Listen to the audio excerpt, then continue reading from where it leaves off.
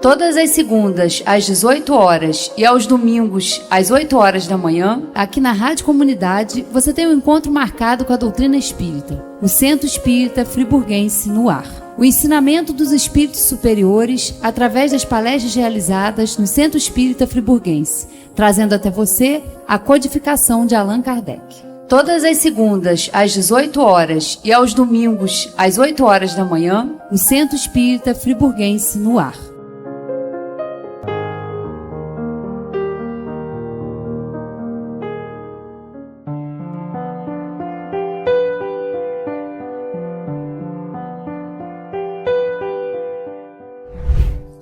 Agradecemos por essa oportunidade de estarmos aqui essa noite para aprendermos um pouco mais sobre essa doutrina que nos esclarece e que o nosso irmão que fará uso da palavra seja intuído e inspirado e que todos nós possamos sair daqui com as reflexões que são tão importantes na nossa vida. Graças a Deus e que assim seja.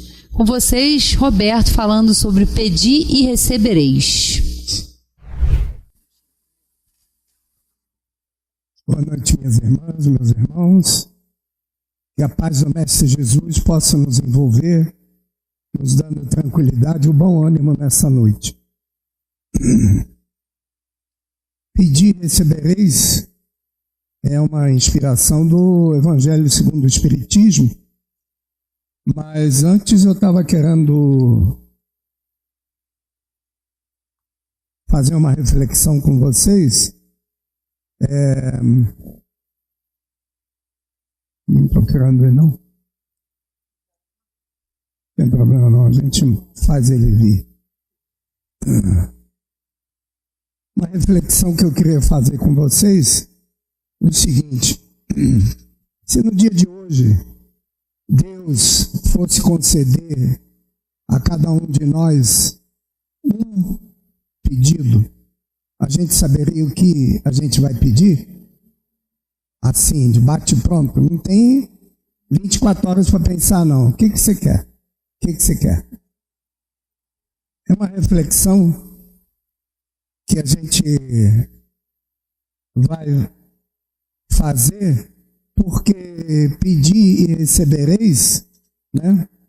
A questão grande dessa colocação é que muitas vezes, ou na maior parte das vezes, a gente não sabe o que a gente quer.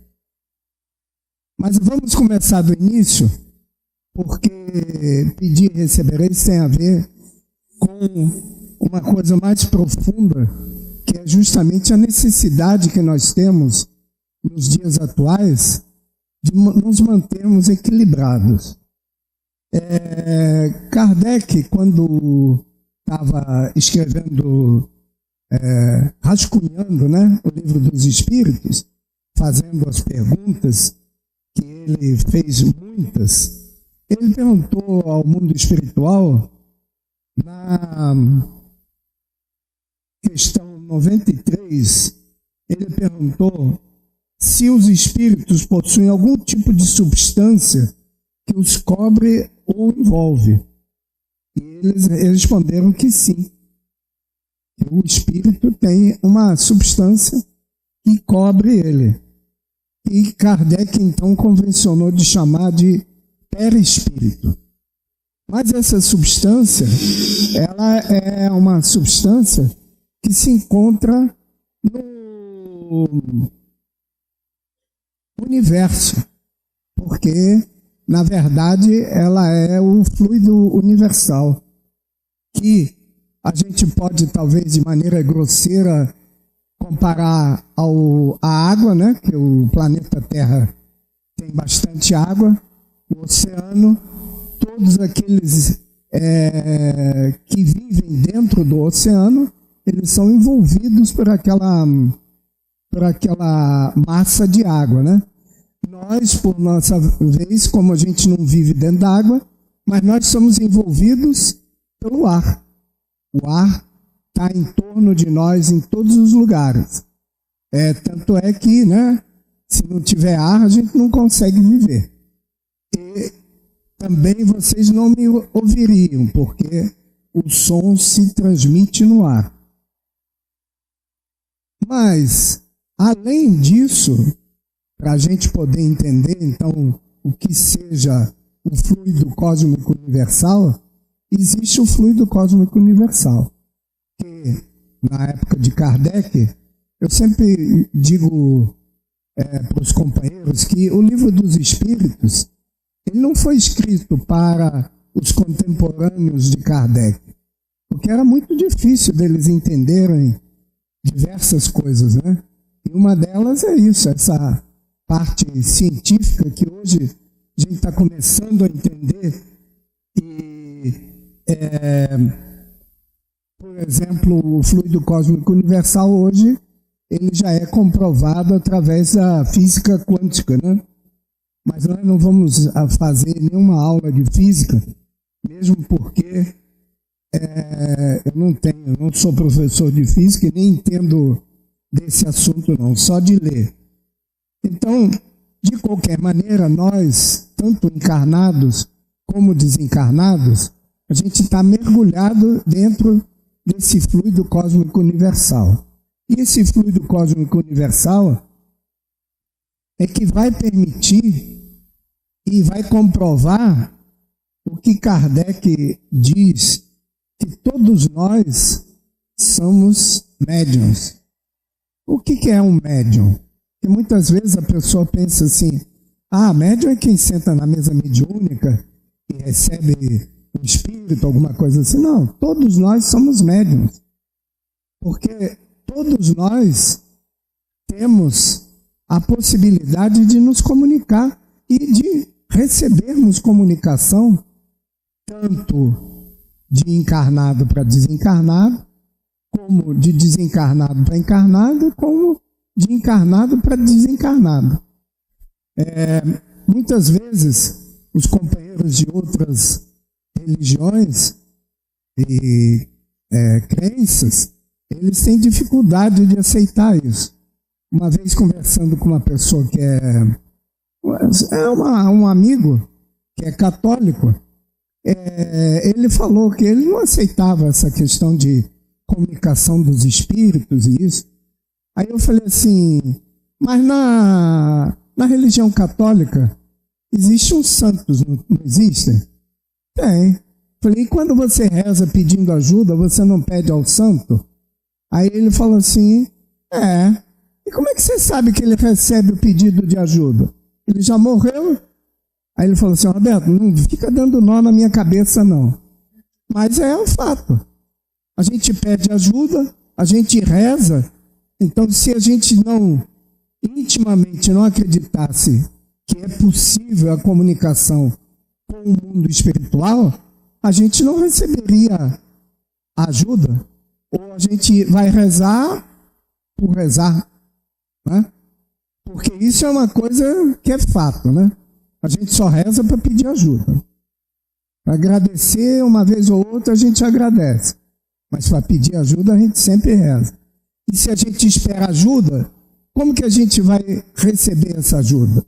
Será que a gente imagina que vai aparecer uma mão divina e vai dar um carro? Ou vai ajudar a gente a passar numa prova? Ou vai ajudar a gente a arranjar um emprego? Será que é assim que a gente imagina que as coisas acontecem? Não. As coisas acontecem de maneira até bastante natural. Você, por exemplo, está precisando de um emprego, aí comenta com uma pessoa que está precisando. Cara, tem um amigo meu que falou que na firma dele eles estavam procurando uma pessoa. Qual é mesmo a sua profissão? E a sua profissão se candidata lá, fala com fulano. Isso aí a gente chama que foi uma inspiração, né? Mas a inspiração é isso, é o mundo espiritual inspirando a pessoa que está procurando a comentar o assunto, porque aquela pessoa poderia nos ajudar. Ou, diferente, né? A gente vai na casa de alguém, achando que vai fazer uma visita só e de repente chega lá e a gente vai poder ajudar em alguma coisa. As coisas se encaminham tão naturalmente que a gente nem imagina que é o mundo espiritual que faz isso. Só que aí tem um grande problema, né?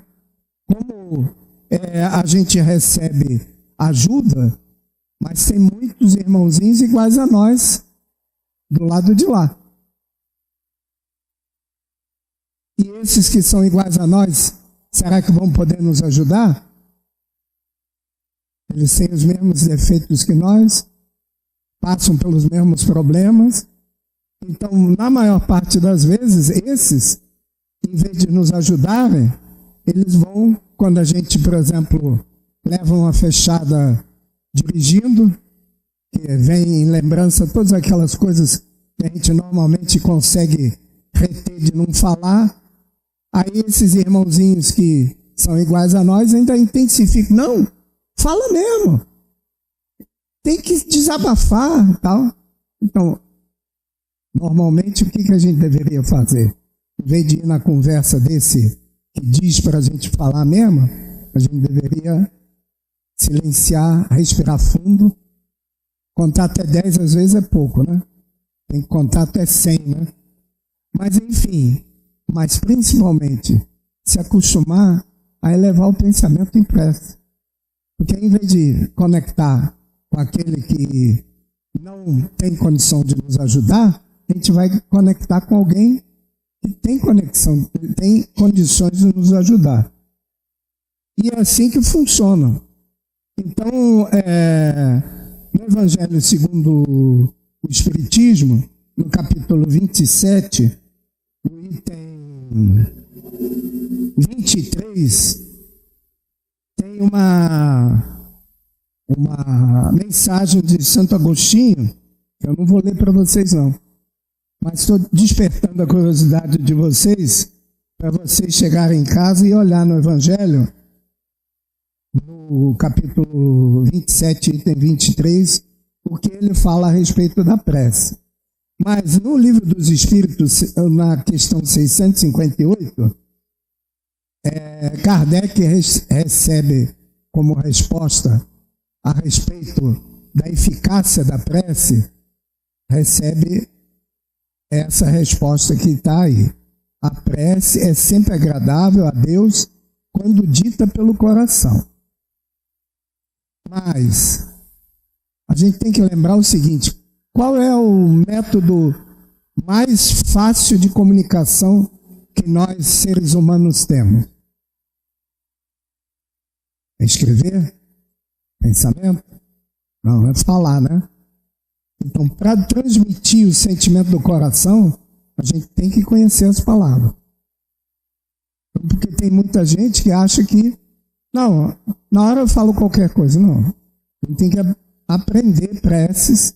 Tanto é que no Evangelho segundo o Espiritismo, lá no final, tem uma coletânea de preces para vários temas ou assuntos ou ocasiões diferentes, para agradecer, para pedir, para vibrar por alguém que perdeu um ente querido, ou vibrar por um ente querido que a gente, na verdade, não perde, né?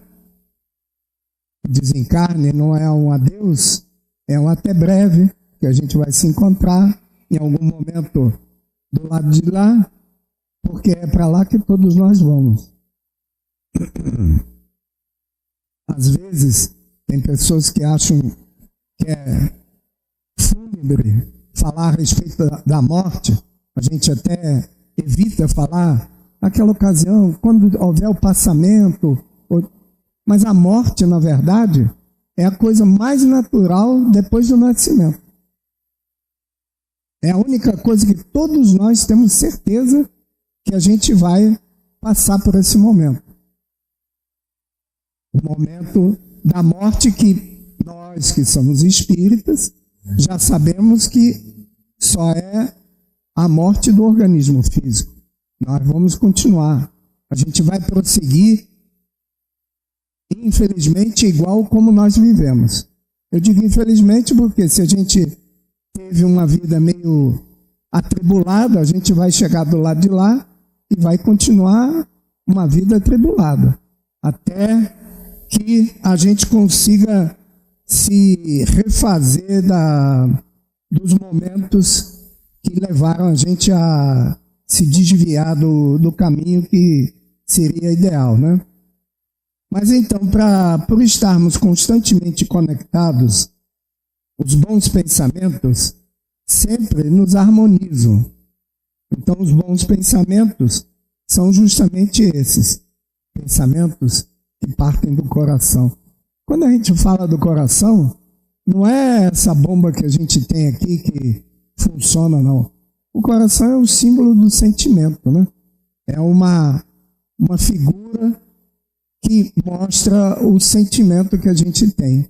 E nesses momentos, então, a gente vai procurar agir com o coração, ou seja, com o sentimento. Em vez de a gente reagir a algum problema, a gente vai procurar analisar por que a pessoa agiu daquela maneira.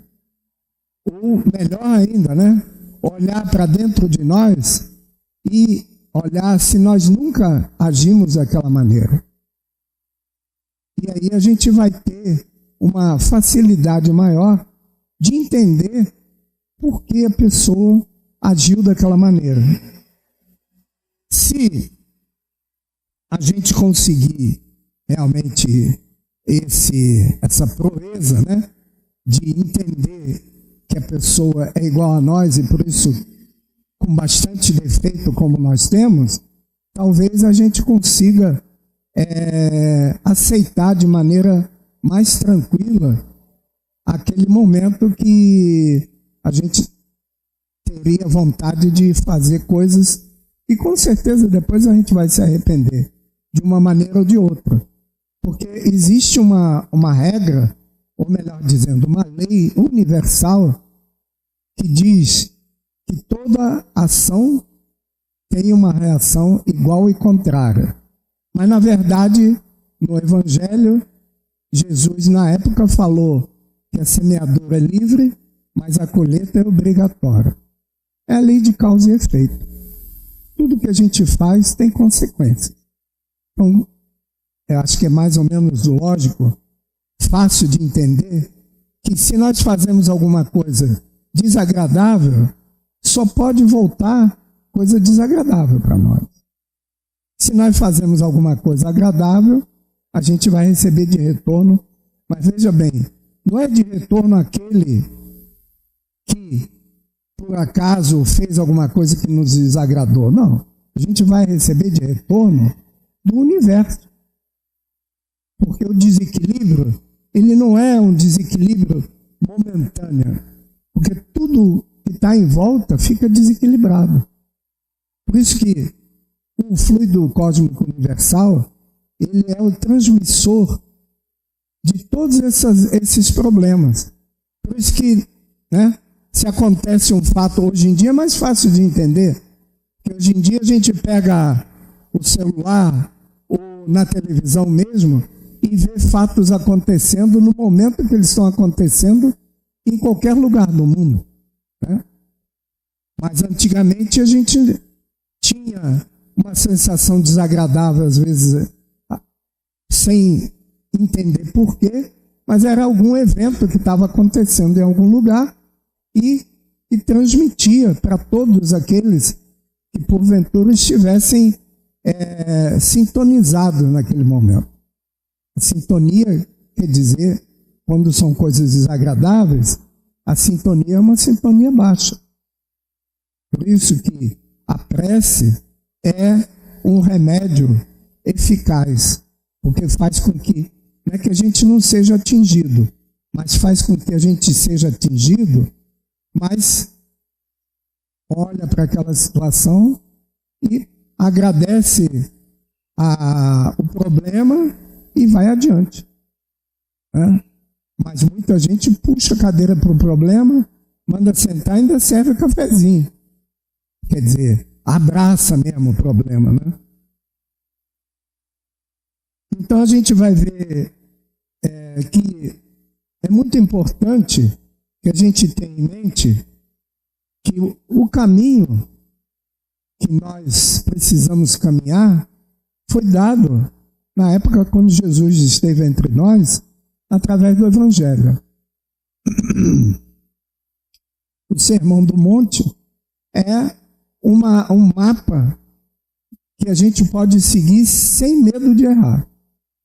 A gente pode seguir o Sermão do Monte, que com certeza a gente vai estar caminhando num caminho agradável para o nosso dia a dia. E ele então, Jesus, né, diz para nós que nós devemos ter confiança irrestrita em Deus. Essa confiança que é alimentada pela fé e pela esperança. Essa confiança em Deus, ela é uma coisa bastante difícil. Muito difícil até para nós, né? Porque quando a vida está bem, está tudo tranquilo, a gente, se a gente perguntar, você acredita em Deus? Ah, claro, tal. Mas assim que tem algum problema maior, a gente já desconfia que Deus esqueceu da gente. Não, não é possível. Deus esqueceu de nós. A doutrina espírita, pelo menos racionalmente, ajuda a gente a entender, né? Por quê? Nenhum de nós vem para essa caminhada que nós estamos agora, ou seja, essa encarnação, sem saber o que vai acontecer. Nenhum de nós encarna para passar por problemas maiores do que a nossa capacidade de suportar. Porque senão Deus não seria Pai, né? Ele é todo misericórdia, todo amor. Então, se a gente vem para cá e tem uma vida problemática, nós temos essa vida problemática porque nós temos condições de passar por ela. E o mais importante que a gente vai ver agora é que a vida problemática, ela pode ser resolvida com coisas muito simples. Uma delas, por exemplo, é através da caridade. A caridade, que também é uma coisa um pouco difícil às vezes da gente entender, porque quando se fala em caridade, a gente já lembra logo quanto dinheiro tem na carteira, mas a caridade não é bem isso. Ela pode ser um dos modos de a gente contribuir. Mas tem vários tipos de caridade. Vocês, por exemplo, vocês estão tendo a caridade de me aturar. Mesmo que tenha alguma coisa que vocês não concordem, ele fala assim, não, mas deixa ele errar, mas a gente vai ouvir o que ele tem para dizer. Tem a caridade, por exemplo, de a gente conviver com pessoas que são difíceis, notoriamente difíceis, a gente conviver com elas. Então tem muitas possibilidades de caridade que não exigem muita esforço, mas tem que ser aprendido. Que a caridade, ela é uma coisa muito simples de fazer, mas não é fácil. Eu quando comecei aqui conheci a doutrina espírita e comecei a frequentar aqui o Centro Espírita Friburguense. Uma das coisas que eu achei mais interessantes foi a campanha do quilo. Porque eu me sentia útil. Eu estava fazendo alguma coisa palpável. Ia na casa das pessoas e faz algum tempo, acho que uns 40 anos, o pessoal não recebia muito bem quem ficava pedindo e batia a palma na frente do portão. É a campanha do quilo, que é cedo, né? 9 horas da manhã, domingo. O pessoal às vezes gosta mais de dormir, mas é uma coisa simples de ser feito. Eu só preciso chegar lá. Não. Tem pessoas que querem conversar, tem outras pessoas que já deixam em cima do muro assim o quilo para a gente levar. Tem vários tipos diferentes de pessoas. E tem pessoas que dizem que não tem, naquele domingo não tem o que dar e que também não tem problema nenhum. O importante é a vontade de ajudar. Mas não é simples, mas não é fácil. Porque a gente vai ter que abrir mão do domingo de manhã, que de repente tinha um futebolzinho, ou tinha um programa na televisão, ou enfim, né? Tem um monte de coisa que de repente a gente poderia fazer, mas a recompensa é muito grande, porque a gente se sente útil durante algumas horas naquele dia. E é uma tarefa que a gente pode fazer sem preocupação de estar errando, porque a campanha do quilo é para uma instituição centenária de Nova Friburgo, que tem um nome a zelar e tem um nome que dá respaldo para a pessoa que vai lá com aquela sacola azul, escrito Laje. Então não tem. Tanto é que nesses anos todos eu nunca ouvi dizer que alguém fizesse campanha do quilo fake. Eu nunca ouvi falar. Mas de qualquer maneira é uma coisa que vale a pena. Mas tem várias coisas. Eu costumo falar que quem mora no Rio de Janeiro pode fazer caridade muito mais fácil do que aqui em Friburgo. Você anda de ônibus às vezes 3 horas para ir trabalhar, né? Aí senta do lado de uma pessoa, a pessoa quer conversar, a gente faz de conta que está dormindo para a pessoa não encher o saco da gente. Mas seria uma caridade simples, né? Só dar o ouvido para a pessoa, às vezes, contar o que aconteceu e tal. E é tão simples. A pessoa só quer falar. A gente faz assim, não, e vai 3 horas assim ouvindo a pessoa. Então, é uma caridade simples e fácil. Mas, de qualquer maneira, para nós, o que a gente deseja na atual caminhada nossa? Qual é a coisa mais importante para nós nessa caminhada? Tirando todas as coisas materiais, todas as coisas momentâneas que a gente pudesse lembrar. O que é basicamente o mais importante para nós? E Deus nos criou com esse objetivo. Tem mais isso. É nós sermos felizes. A felicidade é uma dádiva sem limites, porque a gente não tem limite para a felicidade. Só, claro, no momento, no estágio de desenvolvimento que nós estamos como seres imortais, a gente nem sabe ainda o que é felicidade. Por coincidência que não existe, né? Eu todo dia leio as manchetes dos jornais, mais do que isso eu não leio. Aí no Estadão hoje estava assim: conheça alguns hábitos diários de pessoas que são verdadeiramente felizes. E aí está falando aqui da Finlândia, onde foi feita uma enquete, e os finlandeses são o povo mais feliz do planeta Terra. Apesar do frio danado que faz lá, né? Quer dizer, para o carioca, por exemplo, não seria muita felicidade lá, não. Só nesses dias de verão, né? Mesmo para nós que vivemos aqui em Friburgo, pensar em morar na Finlândia no inverno, amanhece às 9 horas da manhã, às 4 horas da tarde já está escuro outra vez, e por aí vai. Então, eu acho que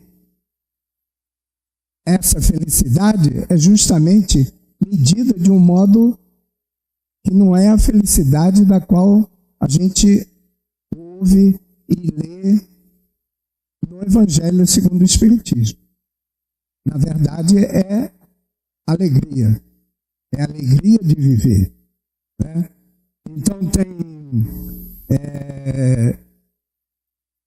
uma possibilidade de fortalecer o seu músculo da felicidade. É possível construir a felicidade? Estudo diz que sim, e aponta os caminhos para isso. Confira 6 maneiras de tornar as amizades mais fáceis e divertidas. Isso talvez seria felicidade. Cuidado com a ditadura da felicidade. Então, claro, essa ditadura da felicidade, eles querem dizer aqui que a gente achar que nós somos obrigados a sermos felizes. Não, a felicidade é uma construção. E a construção não começou nessa encarnação. E também não vai terminar nessa. A não ser um outro que de repente já vai para um planeta mais adiantado, aonde os espíritos felizes vivem, né? Mas na verdade, de maneira geral, a felicidade é uma construção. Tem pessoas que passam por dificuldades, mas são felizes. Porque a felicidade não tem um termômetro que marca. É a mesma questão da saúde, que a Organização Mundial de Saúde, né? Você falou que a saúde não é você não ter doença.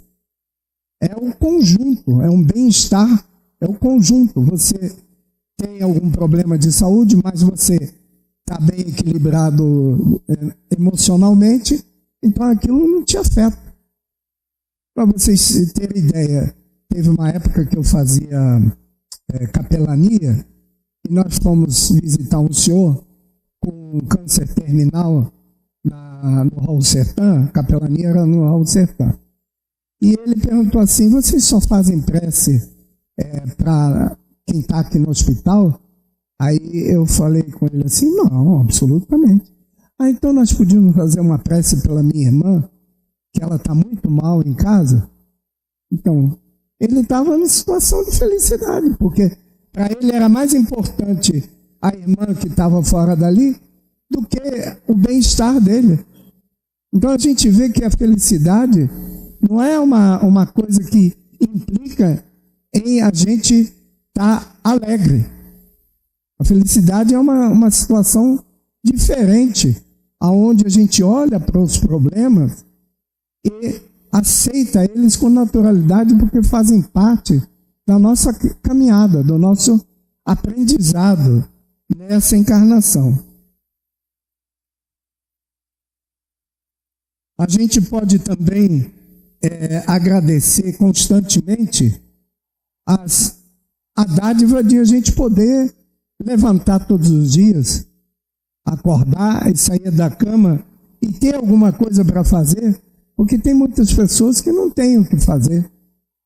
Infelizmente, né? Chegam numa determinada idade e não tem mais o que fazer. Não, mas eu estou aposentado, eu trabalhei a vida toda, mas a vida toda é só um momento, né? Porque o que são 65 anos ou 67 anos numa eternidade? Não é nada. Então a gente mede as coisas com uma fita métrica que é muito restrita, porque nós estamos pensando em termos de uma existência de alguns anos, 80, 90, 100 anos, né? Mas a bênção de a gente poder levantar de manhã e ter alguma coisa para fazer, eu acho que é muito importante. É bom para a parte psicológica e emocional, né? Se sentir útil de alguma maneira. O que desejamos para nós, com certeza, uma das coisas mais importantes é então a felicidade.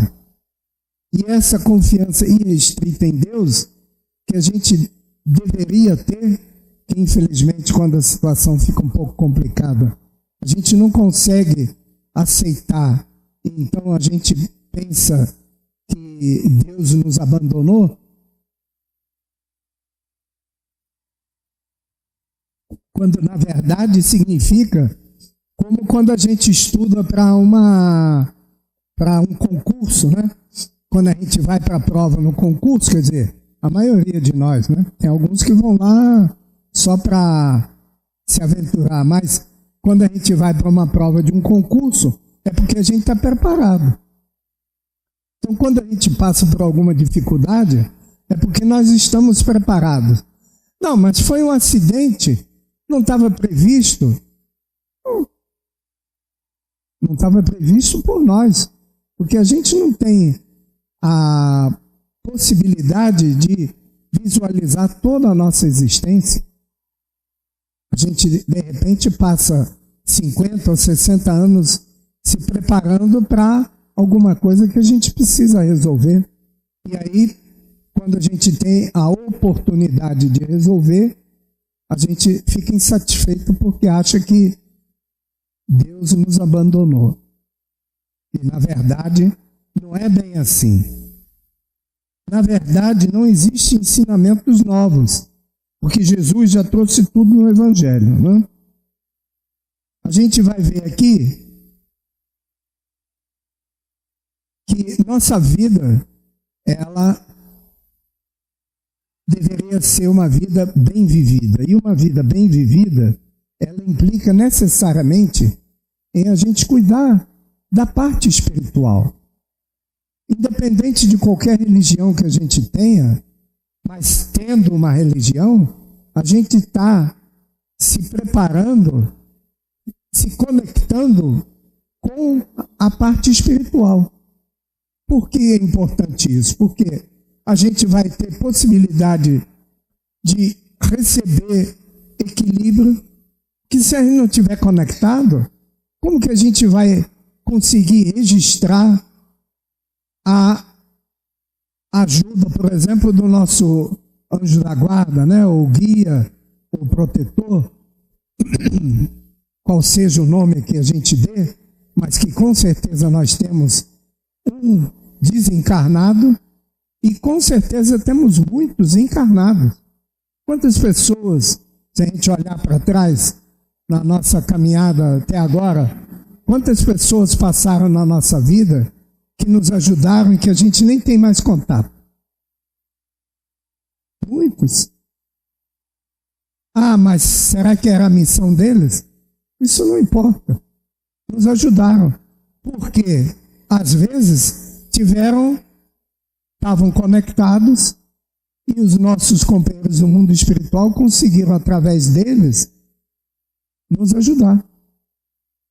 Então, essa conexão é importante, porque, às vezes, se a gente não está conectado, a gente perde a oportunidade de fazer a caridade. Às vezes, uma informação que a gente dê para uma pessoa já é uma coisa importante. Nem que seja o endereço que a pessoa está procurando. Nem que seja um lugar onde a pessoa possa resolver aquele problema que ela estava querendo resolver. Tem tantas coisas que no dia a dia a gente tem oportunidade de ajudar que a gente nem registra. São gestos, às vezes, simples, que são ajuda. Faz parte da caridade. Mas a gente tem que estar antenado. Porque muitas vezes a pessoa pergunta a gente uma coisa, a gente fala assim, estou atrasado, desculpa, mas não vou poder te dar informação agora. Perdeu a oportunidade. Ah, mas era só... Não, a boa vontade de dar aqueles poucos momentos para a pessoa. Porque uma das coisas que são nossas realmente é o tempo. Já passou. Já passou novamente. Toda vez que a gente deixa de fazer alguma coisa, depois não dá para recuperar. Porque o tempo não para. Ele está sempre se adiantando.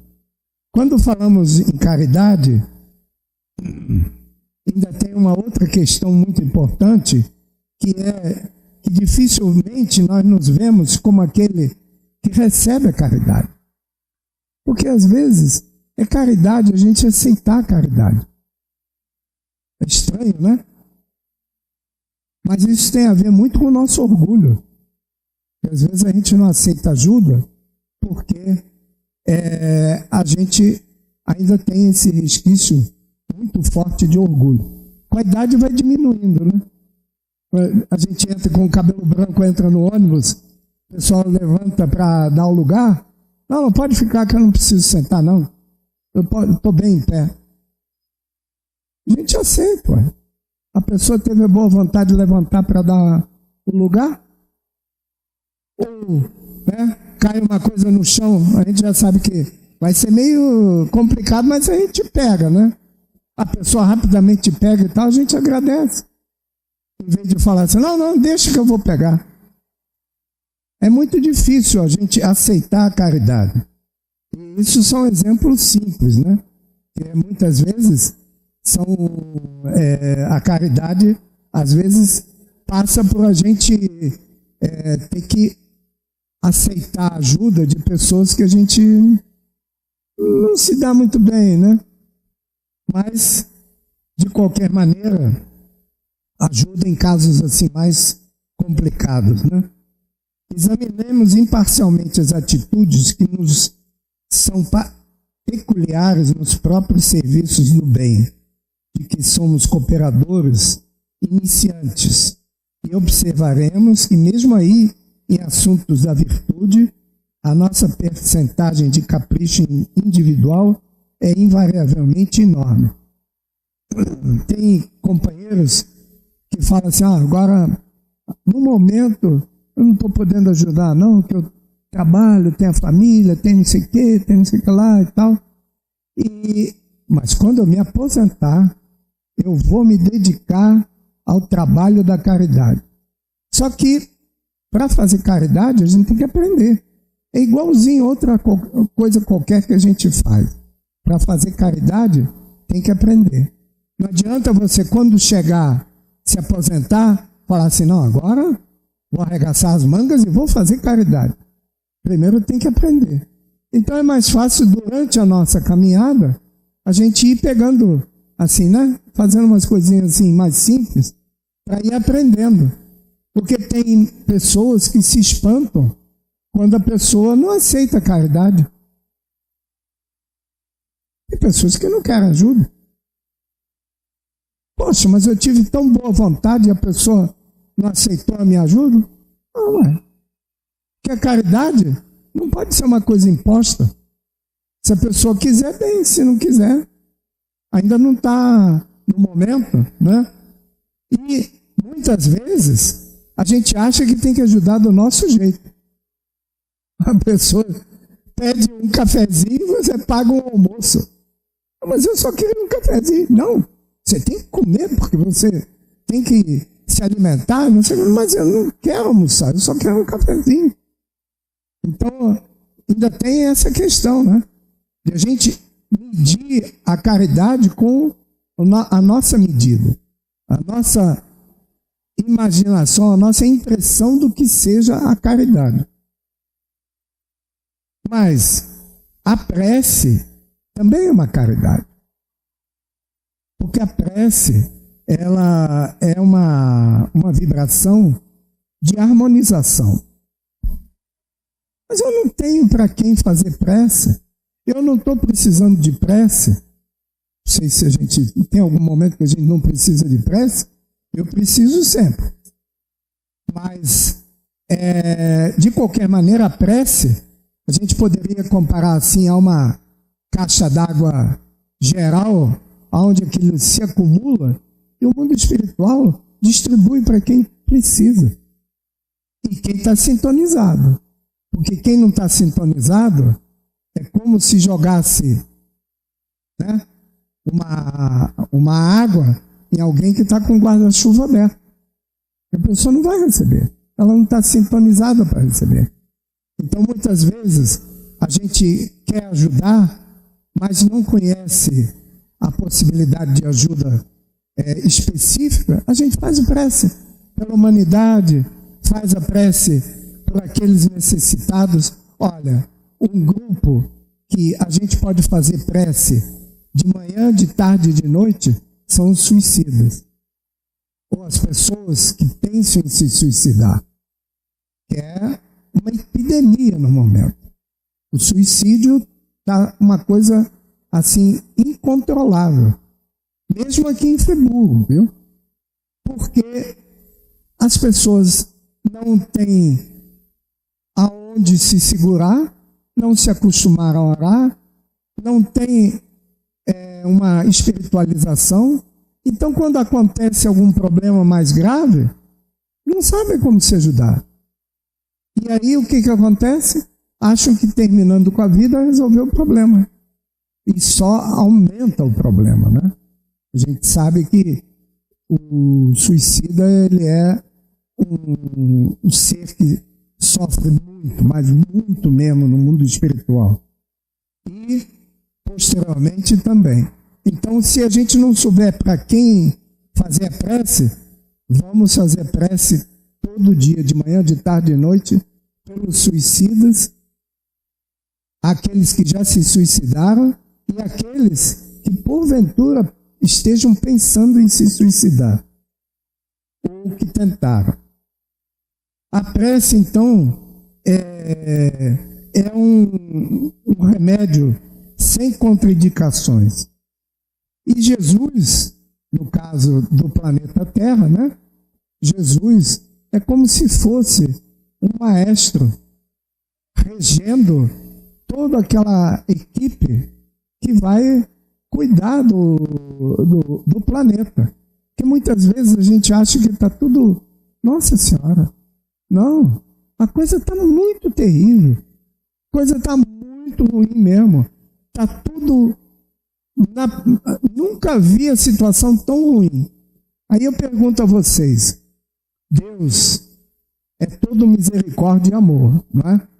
Nós que somos imperfeitos, se a gente tiver um ser que a gente ama profundamente, a gente não vai tentar ajudar esse ser? Pois é, Deus não vê diferença nenhuma. Não vê diferença nenhuma entre nós, porque todos nós fomos criados para sermos felizes. Se a gente está desgarrado, não encontrou o caminho para a felicidade, ou teima em achar que não é desse jeito que quer encontrar a felicidade, merece uma oportunidade, não merece? Então, esses seres que estão criando dificuldade hoje, atualmente, e que a gente acha que o mundo está perdido, são aqueles que Deus está dando a oportunidade. Gente, vai lá, vê se vocês resolvem esse problema. Entra no caminho legal. E é claro que muitos deles não conseguem entrar. Então a gente passa por essa situação. Mas isso não quer dizer que a situação está desesperadora, não. É a oportunidade para esses irmãozinhos. Eles vieram para ver se eles conseguem, pelo menos, ficar no planeta Terra, né? Que já seria muito bom.